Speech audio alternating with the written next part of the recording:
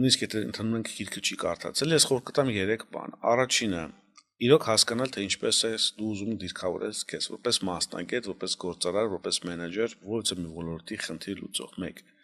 Երկրորդը, դու կոնկրետ որ լսարանի համար ես ցանկանում խնդիր լուծել։ Ու այդ լսարանին փորձել պատկերացնել դեմքով, անուն-ազգանունով եւ իրենց առօրյա խնդիրներով։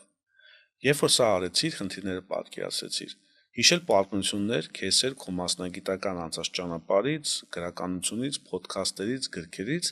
որոնք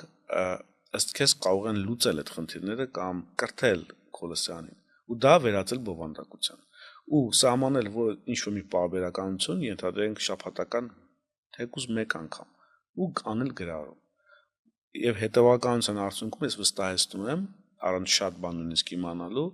3 ամսում շատ մեծ արդյունք կարելի է գրանցել։ Ամբողջական հաղորդումը դիտեք մեր YouTube-յան ալիքում։